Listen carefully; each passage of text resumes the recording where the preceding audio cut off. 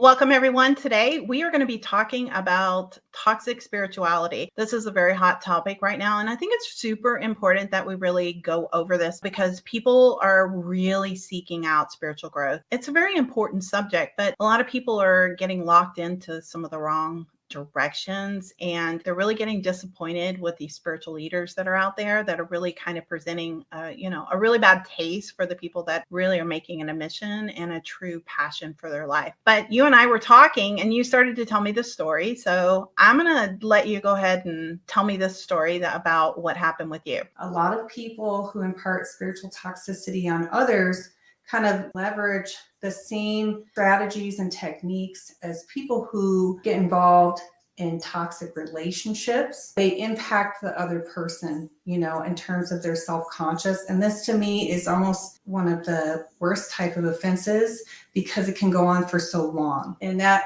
goes into the example that I was getting ready to tell Michelle earlier. I was at this beautiful spiritual convention in Kos, Greece a few months ago. And I met this really lovely lady, and we were just, chatting outside of the convention on a break. And she said to me, "Oh my God, I love your eyelashes." And I said, "Hey girl, you can get them at Walgreens, $10 for like a 5-pack. And she said, "Oh my gosh," she said, "but I would never wear them." And I said, "Well, why not?" I said, "You deserve to do you and have fun." I started wearing them when I lived in Utah, and I asked this lady why all the women wear these really long eyelashes. She said, "Oh, honey, the longer the eyelashes, the closer to God." And I was like, I could get with that.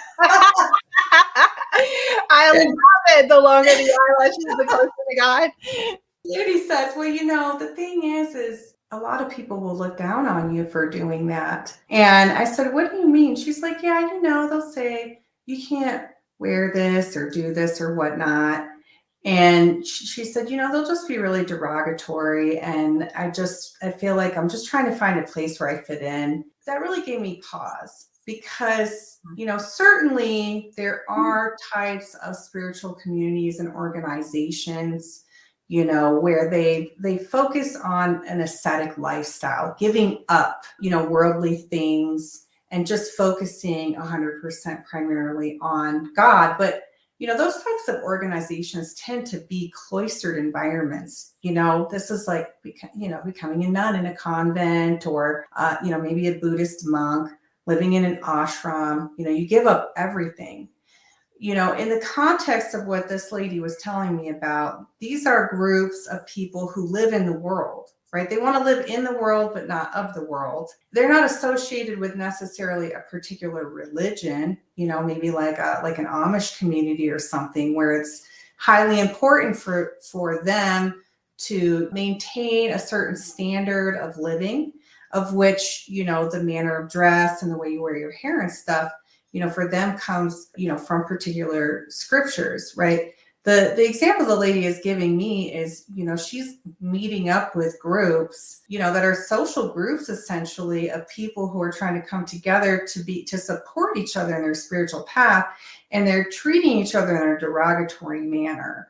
Wow. Which is not uplifting. When we want to be involved in a spiritual community, one of the purposes for that is that we can be supported, because we all usually, have come from some background of pain, hurt, suffering to some degree or another. And if we weren't just naturally spiritually inclined, of which most people are not just born to be that way, they come into it later on when they just feel unsatisfied with the way that, society is, or, other certain things. They want to heal from their traumas.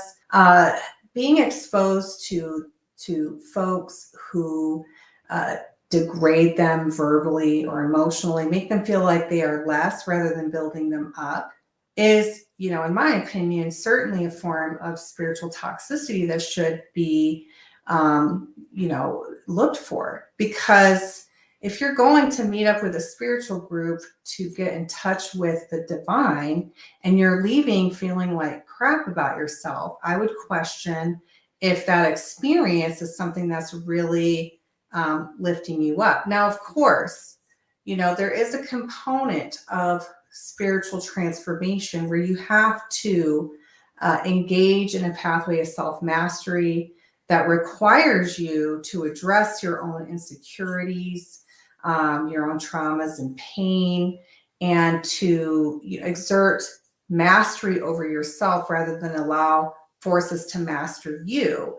But that comes through your spiritual practice. It should not be something that's invoked upon you by your brother or sister in a spiritual group when their role is to support you. So, is any group, any social group or spiritual group going to be perfect? No. When we're going through spiritual transformative processes, you end up not only with your individual transformation, but then also with a collective transformation. And humans aren't perfect. So sometimes there's going to be interactions that aren't necessarily positive. The appropriate response always, though, is to ask yourself why. Is it that the person is having a bad day? They're going through their own stuff. It's something that they can heal from and be supported through, just like you need to be? Or is this a situation in which somebody has come into the group and they're looking to vie for some kind of power, mentally, emotionally, or otherwise, and they're engaging in these manipulative behaviors? Your spiritual community should be actively working to not include this. And if it is included in interaction, for it to be worked through. If it's not being worked through, then you have to ask yourself if it's the right community for you. It's not helping you to be involved in a toxic environment. I absolutely agree with that. And me personally, I used to be a cigarette smoker, and I smoked since I was 18. And there was a point in which, as I started evolving spiritually, I felt that spirit was kind of telling me I needed to quit smoking. Still took me some time to finally get to that point where I was able to let it go. I had people say to me, "How can you be so spiritual if you smoke cigarettes?" And here's the thing. If somebody is saying something like that to you, they are so way off base, because you've got to allow spirit to move through you and at your own time. For me, I had to get to a point to where there was something impressing upon me that I was like, all right, I'm ready. And just thinking about like one of my clients right now, he had an addiction. He didn't tell me this in the beginning when we started working together. So as he starts getting better and he starts improving, and then we start kind of getting into some of the spiritual aspects of it, he starts saying, "I'm ready to quit." And that was all on his own. And he brought it up and started telling me, and he just did it cold turkey. If I would have known about it and I would have said, "Oh, well, I can't teach you anything spiritual because you've got to let this go first," that would have just been wrong. A good spiritual teacher is going to come at that person at their level, and they're going to help them elevate and rise to where their own personal genius actually steps in and says, "Okay, it's time." And where they're making that connection with it, they can hear that within themselves and they can believe in themselves enough to do it. I think that the delicate line here Mhm. is in trying to utilize a particular habit as a defining factor with respect to someone's level of spirituality. Right. A person who is elevating in the spirit finds themselves naturally wanting to shed things that are not good for them physically, mentally, emotionally, and in terms of their actions. It doesn't disqualify you from being on a spiritual path Mhm. if you have certain habits, right? The path is meant to help purify you of those things over time. Now, there's, of course, I feel like it's always important, to reinforce there's certain lines, right? Abuse of any kind is just that's a line. I'm just abusing this person while I purify. But if it's something like smoking a cigarette, bad eating habits, or something of that nature, those are not so that you can't be in a group with other people, nor should you be judged for that, right? And then let's just be honest, okay? Only God can judge. That's it. That's the truth. That's not a reflection of you. That's a reflection of them. The way I look at it is like this, I overcame trauma from mental, emotional, sexual abuse, and eating disorder, various toxic relationships. I was in severe depression. chronic anxiety. I mean, I got a laundry list of things that I overcame in the past 20 years working my spiritual path. Mhm. This one thing, is it great? No, is it? But when I consider all of the things the Lord blessed me with strength to overcome, this was like the pacifier that I kept with me while I overcame my eating disorder, while I overcame my depression, while I broke free from toxic relationships, while I learned how to overcome anxiety that was so bad I had it 24 hours a day, sometimes for weeks to months. So you don't know what somebody has gone through in their life. Right, If you judge exactly. them by their eyelashes or the fact that they smoke a cigarette or whatever, please.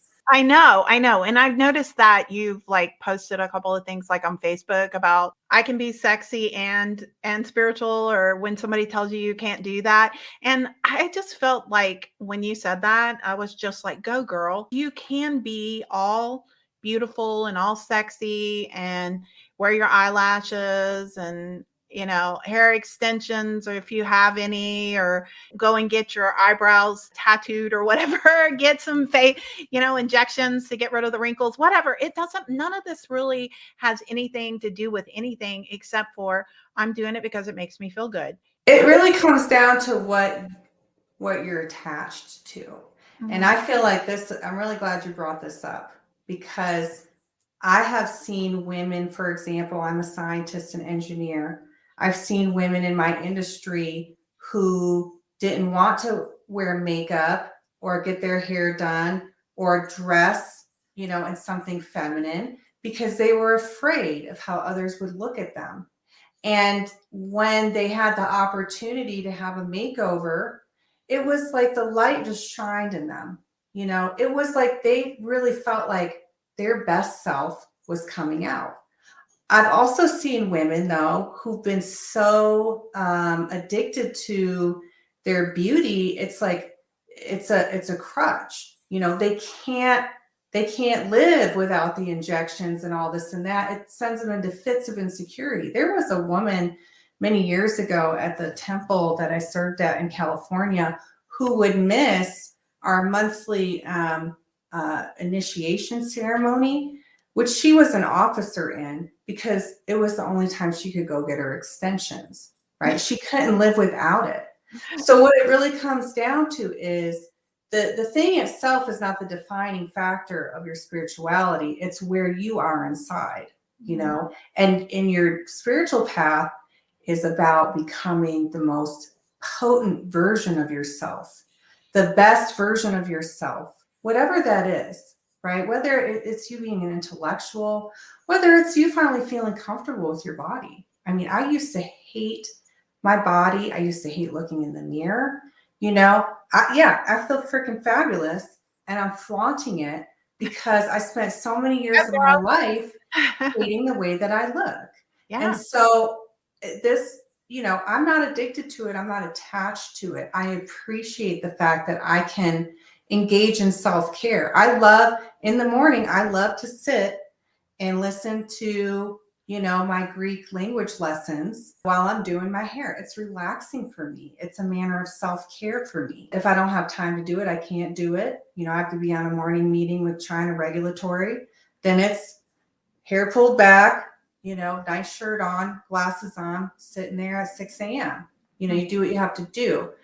You have to be aware of yourself and how something impacts you with respect to its necessity, right? If you're a smoker, for example, you have to ask yourself, what's the purpose of this in my life?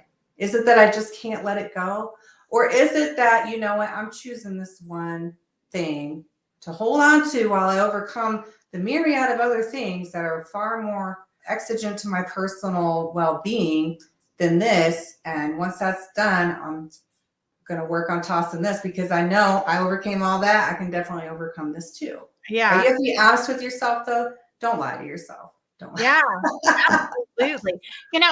Another thing that I've seen a lot is the idea of certain people like reject other people because of their energy. They're supposed to be claiming that they're some kind of spiritual teachers, representative of some sort, and this happens a lot in the spiritual community. I haven't seen it within our organization that we're part of, but what I have seen it is with a lot of people that have very little knowledge and are, kind of new agey, and they tend to say things like, your energy it's just weighing on me and I can't handle it. And my attitude is, when I sit with somebody who is at a low energy, they're very low vibration, my goal is pull the energy down from source and project it out to them, and then shut light on their beauty so they can raise that vibration and point out those beautiful things about them.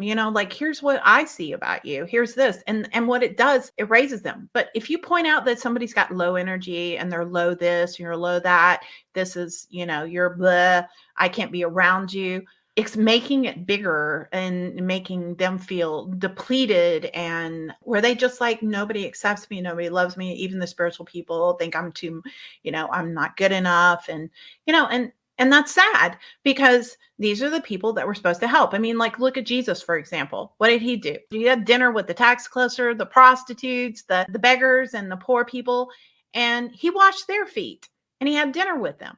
Like, and when the disciples said, why are you doing this? He said, how is it serving to help people that are already spiritually enlightened? You're already there.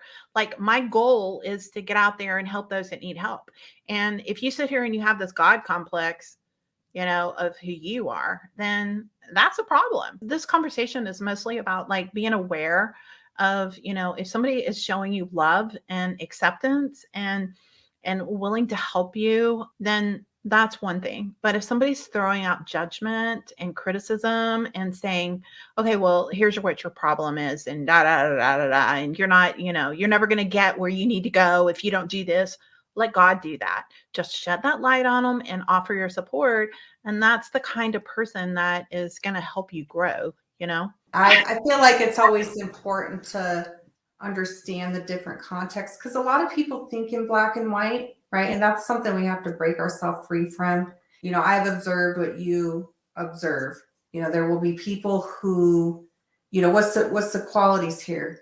They come in and they're projecting themselves as higher than someone else, right? As at a higher energy level. I'm better than you. And then they follow that up by taking the opportunity to point out in some way how they're better than the other person. That is toxic behavior. However, a similar situation can occur, with somebody who maybe themselves is really being very toxic. They want to keep coming to the group or the temple or the church week after week after week, dragging up old dirt. They always want to talk about everything that's terrible all the time. And, no matter who is trying to help comfort them, they just naysay it all the time. They don't want help, right? They just want someone who's going to listen to their complaints. That might be a situation where someone pulls them to the side and just says, hey, look, I love you and you're a valuable part of our community, but your energy is low and you're impacting everyone else because it's habitual. It's not acute.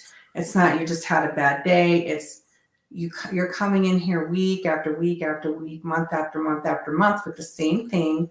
You're not doing the work to transform. So out of love, I'm telling you, you have to reflect on yourself and get it together.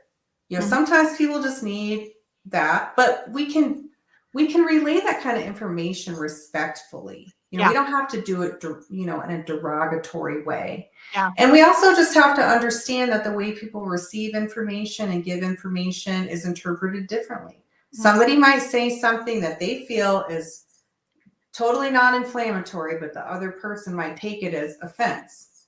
And so we have to be reflective in those situations. And the only way through them is just to have an honest talk and just say, when you said this to me, the way it impacted me was this. Did you mean it that way? Okay, you didn't mean it that way. Can as a friend tell you that I would receive that information better if you said that same thing to me, but in this manner, right? You know, maybe with just like a little bit of a lower voice or a different choice of words. You know, helping each other to grow is great, and recognizing the diversity of, you know, people is also beautiful, because the divine created all of us, you know, to be our own expression of the divine. But we don't want to reinforce behaviors and words that de-elevate us. We want to reinforce behaviors and words that elevate us. And sometimes, and that's where, like, you know, medicine in one situation might be a poison in another. We have to be always willing to self-evaluate and ask ourselves, was that the right way to go about it? And is it just situational with that one person, or is it everyone? You know, if you're saying something to 10 people and they all tell you, look, the way you're saying that is not well received because it sounds really shitty and bitchy, then you might have to ask yourself, okay, do I need to reflect on the way in which I'm projecting my words? But if it's just one person and everybody else says, no, I think you're fine, maybe that it's just that other person. It's a learning process. So we just have to be open to the learning process and really recognizing if it's toxic or not. But taking the time to recognize it is very important, because a lot of people, they just enter into spaces with other spiritual people and they just trust them 100% and completely ignore any understanding that there might be people around that are not good for them. I agree with you 100%. I'm glad that you kind of broke it down like that and really kind of said, here's the exception to the rule. What I was talking about wasn't somebody who's continuously toxic. I was talking about somebody who's coming in broken and they're asking for help. I have never experienced this with anybody in our stuff, but I have definitely experienced it with, I've seen other people. And it happens all the time. It happens. I mean, that's why spiritual communities get bad reputations, because there's people who come in there and they're taking advantage of people and they're manipulating people who are in a state where they're trying to be open to something new. They don't know what's going on.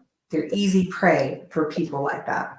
I was in a Reiki class once, and there was like 5 of us, and we were going through this day by day. And there's this one girl, she was in the middle of this transformational process. Okay.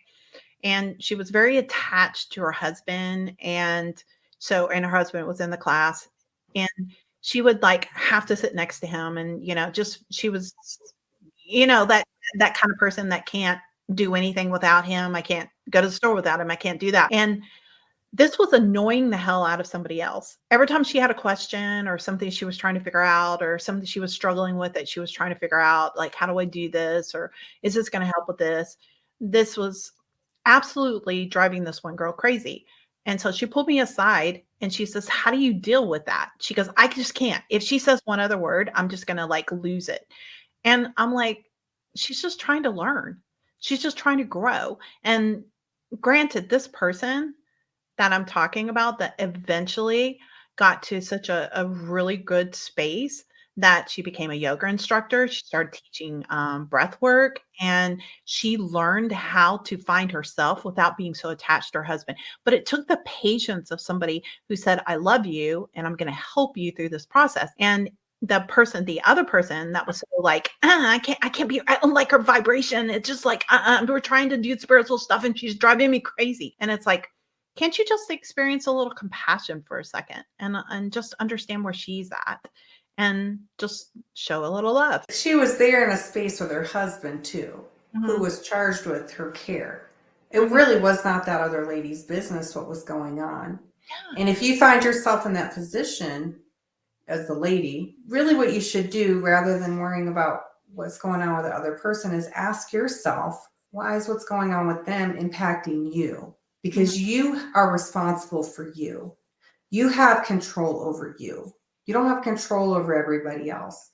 And if they're not doing something that's so terrible, it's going to get them kicked out of the class, The only thing you can do is work on exerting some mastery over your mind and your emotions.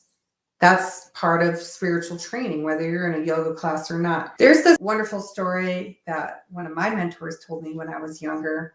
His name was Jonathan Shear. He was my transcendental meditation instructor. Mhm. And he was telling me about this one time when Maharishi was teaching essentially his group of students. And he had rented this studio, I think it was in New York, and literally right outside was the train.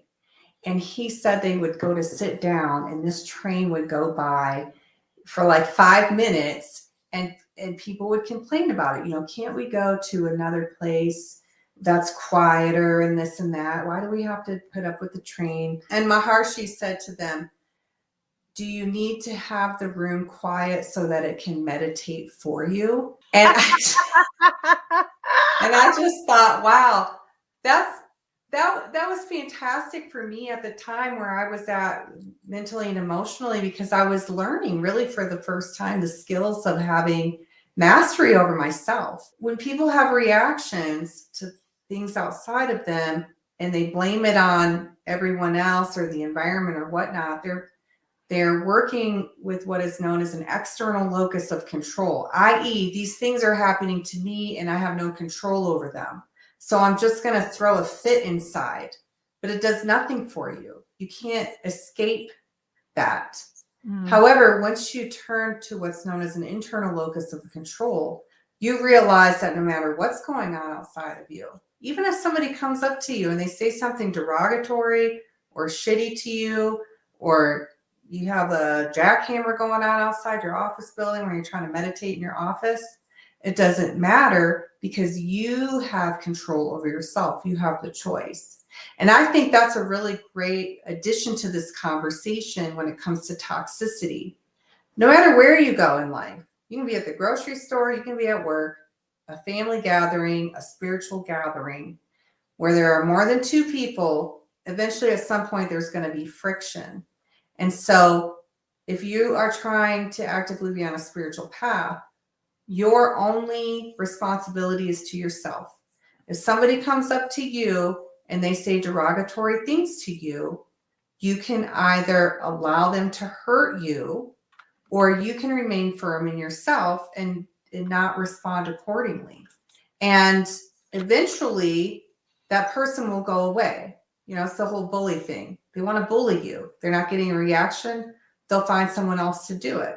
If they're going from person to person to person doing the same thing, eventually they build a reputation for being a toxic person. And what happens? They don't feel at home there anymore, or they don't feel like there's anyone left to manipulate, and they leave, or everyone else in the group decides that that person is too dangerous to be in the group, and they're clearly not changing and leveraging the tradition that they're supposed to be there learning, and they will remove them themselves. So there's many responsibilities in this situation. The one you have to yourself, the one you have towards the group. You have to ask yourself, where's the line here with toxicity? Has this person done anything that's so terrible? If it's somebody who's coming in and they just have never learned what it means to have a positive relationship, that person may just need some patience and an individual like you to not react, instead respond to them in a way that remodels what healthy communication is. I have to tell you a funny story that has to do with this. This is really, I think it's cute. And I think this is a way we can kind of like close this off. You know, I worked with a spiritual master that was a Taoist monk, really kind of close to the end of our work. He said to me, one day, somebody's going to make the most beautiful love to you, and you're going to feel the most peace you've ever felt in your entire life. And then he looks at me and his eyes got real big and they start shifting colors. And he goes, and then one day somebody's going to F you up the ASS. He goes, and you're going to feel the most peace you've ever felt in your entire life. And of course, you know, being at the place that I was at, I was just like, somebody's going to do that to me. Oh my God. Then he's like, now, what I want you to do is I want you to go place yourself in the middle of chaos, the most chaos that you can imagine, and then sit in peace. And so I was like, all right, I'm going to my sister's house. I went to my sister's house because there was always drama between her and her husband, because he was in the middle of like all of his drug addictions at the time. And he was like having psychotic breakdowns and all kinds of crazy stuff. And so I show up and I'm telling her, and she's like, yeah, come here. This is the biggest chaos you're going to find. And so we're sitting outside, and he comes out and he starts doing some of the weirdest things. Like, I mean, it's beyond your comprehension if I tell you some of the things he did. Like, it was like, like, and so Jenny and I just sat there and we started doing this, we were like, peace, peace, peace, peace, and he's like, what are y'all doing? And all of a sudden we're like, peace, peace, peace, peace, peace, peace, peace. Like, we thought that just by saying that we were going to have that inner peace. And then one day, it was, I don't know, a few months later, 6 months later, I don't know. I'm sitting outside and I was working on my book, and I was at her house and I was sitting on a lawn chair, one of those lounging lawn chairs. And I'm just sitting with my computer writing. My sister comes out and she sits down, and then Haley comes out. And she's just getting up, and it's like 12 o'clock. She's got on like boy shorts on and a tank top. And her dad comes out there and he's like, you're just getting up and blah, blah, blah. And he starts on this whole thing, and he starts telling her that she needs to go change clothes. She shouldn't be walking around like this. And she needs to go out there and wash this car. And it turned into this argument that was going on. She's screaming at her dad. Her dad's screaming at her. Jenny starts taking up for Haley. And it's just this thing here. And here I am sitting at the computer doing this. And then all of a sudden they all got quiet for a second, and they looked over at me and they go, how can you sit here and be so calm while this is happening? And I said, oh, this is like better than watching the Kardashians. It's like, it's reality TV. It's entertaining. And they were just like, what? It's cool. And they're like, well, what are your thoughts on all this? And I said, you don't want to know my thoughts. And they're like, yes, we do. Because Haley thought I was going to take up for her. Jenny thought I was going to take up for her. Jason thought I was going to take up for him. And so I just looked at them and I said, you don't want to know? And they're like, all at the same time. I said, yes, we do. And I said, all right, close my computer. And I said, you're wrong. You're wrong. You're wrong. You're right. You're right. You're right. And they were like, what? And I go, Haley, you need to learn to respect your father. Okay. Jason, if you want to ask her something, why don't you understand why she doesn't want to wash the car? It's 110 degrees outside. Why don't you ask her to do it when it's not quite so hot? Maybe if you ask her instead of demanding, she might do it.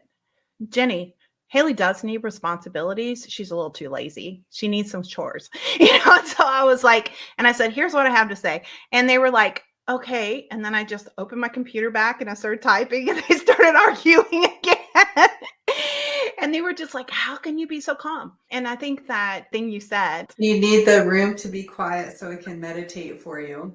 So it can meditate for you, right? Exactly.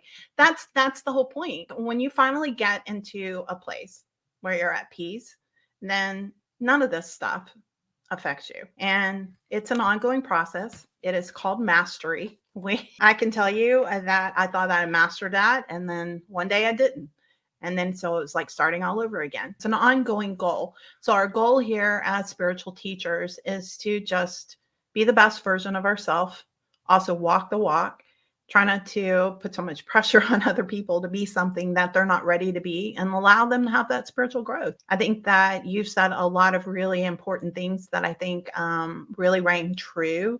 And I hope you guys were really listening to what she said. This is some really great knowledge, to understand where your boundaries need to be, but also understanding that you've got to give people the space to be able to grow and give them that opportunity. Do you have anything to say before we close? I just have one thing, just a little tidbit. One little tidbit. For those of you who are, really, you're moving into really dedicating yourself to a spiritual path, or you've been on one for a long time, I want you to understand that self-mastery is the first step to the pathway of illumination. So it is not the pathway. A lot of people think mastering the mind, the emotions, the physical body, your passions, etc. That's all the path. No, it's the prelim to the path.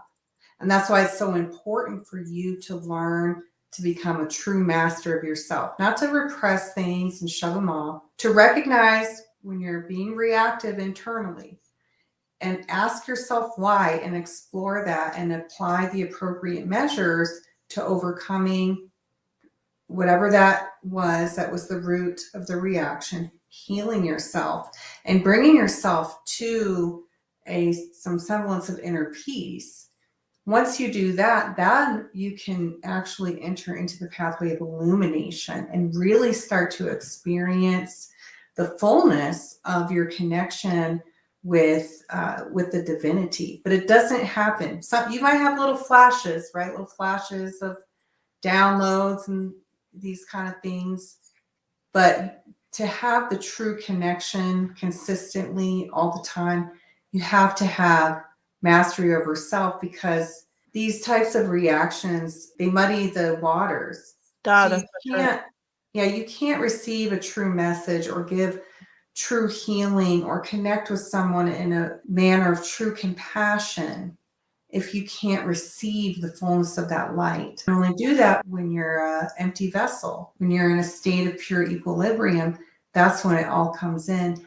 That's when you can do things like heal instantaneously. You can call down the powers to heal someone in the hospital and watch their vital signs change literally right there when you're a vessel. I agree with you 100%. And that's where people don't understand. They try to conquer. They just like, okay, I want to be spiritual. And it's like, okay, but we have to work on this self-mastery here. You have to master the inside, the mind, the emotions and all that kind of stuff. Thank you for bringing that up. It's so important. This has been a great conversation and I hope that you got something out of it. Remember, we're always here for you, and I'm going to put the contact information in the description if you want to reach out to either one of us, and we will talk to you soon.